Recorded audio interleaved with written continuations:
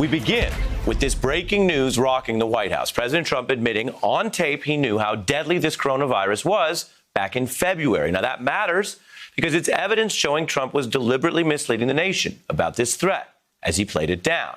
This was before it really even hit the U.S. So listen to these tapes, which really offer more damning evidence and seem even worse today than when Trump said these words in February. Take a look here. We're going to play for you the newly released material. It's a very tricky situation. Indeed, it goes through air, Bob. That's always tougher than the touch. You know, the touch, you don't have to touch things, right? But the air, you just breathe the air, and that's how it's passed. And so that's a very tricky one. That's a very delicate one. It's also more deadly than your strenuous flus. You know, people don't realize we lose 25,000, 30,000 people a year here. Who would ever think that, right? I know. It's pretty amazing. And then I say, well, is that the same thing? This is more deadly. This is 5 per, this is 5% versus 1% and less than 1%. So this is deadly stuff. Deadly stuff. And he had the data top of mind. These excerpts are new from the Washington Post, as I mentioned, from legendary Watergate reporter Bob Woodward. Now, we don't know what came before or after Trump telling Woodward that the virus was so deadly, worse than strenuous flus, but this was February 7th. At the time, Americans were living through normal pre-pandemic lives. There were just 12 cases in the country, a flat case count, to say the least. But Trump had the intel then in secret, and according to him, he believed it. Woodward reports also that Trump's national security advisor warned this was the biggest national security threat the president would face. By March 19th, it was a growing crisis. 4,000 cases, 48 deaths, quarantines on the East Coast.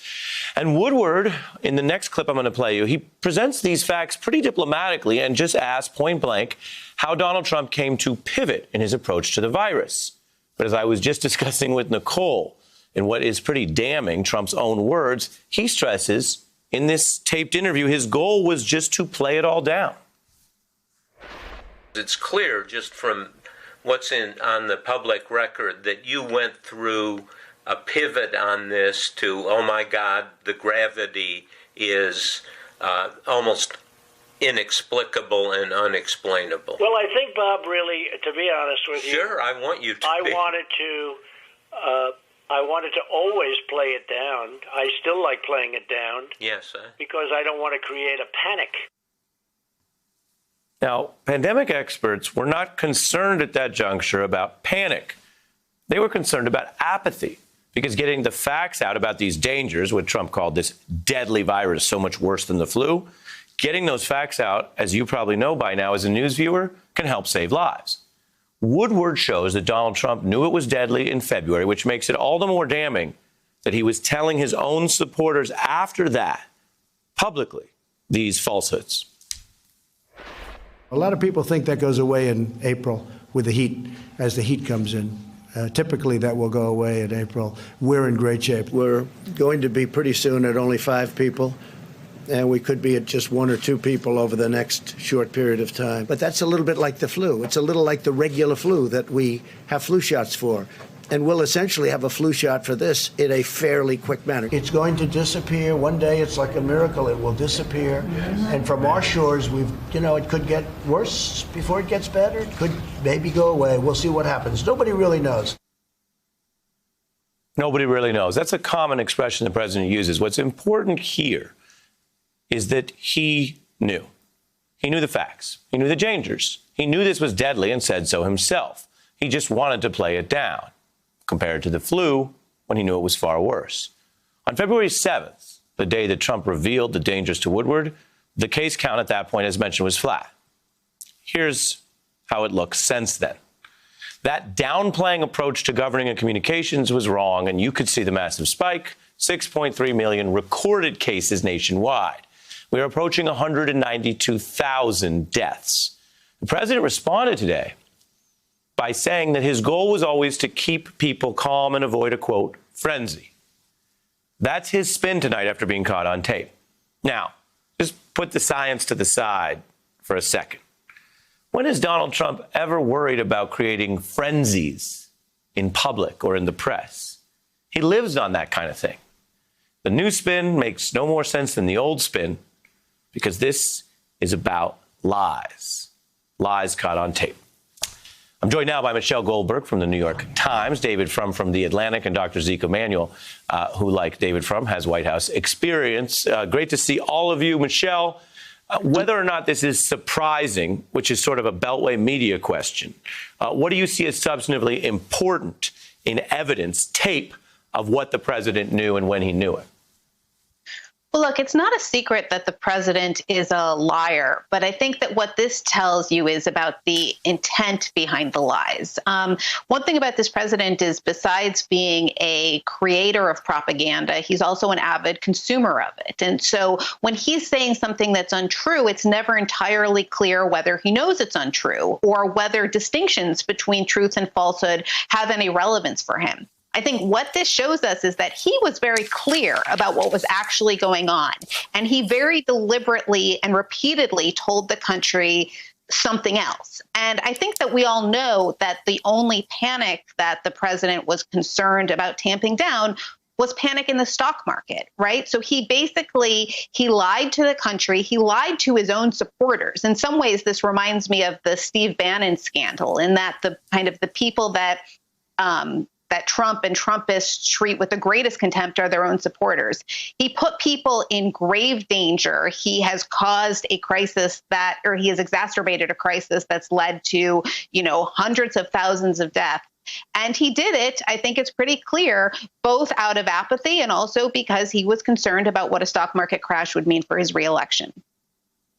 Dr. Emanuel, Michelle lays it out and reminds everyone what that word panic really could mean to him and why that was about personal interest. It is true that there has been a learning curve for many people. And it's always easier in hindsight to look back and say, gosh, in September, what we think about where this headed feels very different than when everyone was learning on the fly in, say, March. But people like you inside a White House, people like the president, tend to have a jump on those things. What is interesting or striking to you about the fact that the president was already taking off the data on the death rate before this had hit the U.S.? Well, he knew how serious this was going to be. His national security advisor told him, and then he told Bob Woodward how serious it was going to be and how uncontrollable it's going to be. And the fact that he didn't take decisive action on February 7th has meant that 190,000 Americans have died. Maybe less. Well, we're sure less would have died had we taken decisive action on February 7th. Action that would be similar to, say, what Taiwan did to lock down and to prevent people coming into the country and it spreading on the country, and to lie repeatedly to the public about not wearing masks, not social distancing, and having a rally like he had in North Carolina, which flouted all of this. He really is got a lot of blood on his hands because many people ended up dying needlessly because of the way he managed the government and encouraged people to do things that we know increase the transmission rate and increase the risk of dying. And that is a horrible place to have a president. That is not leadership. That is a failure of leadership. David? Well, here's what's so strange about the president's action. You can cover up a crime. You can cover up a scandal. You cannot cover up a pandemic. If what Donald Trump was saying was correct, as it was going to happen. He knew at that time that very shortly he would be confronting massive disease, massive death.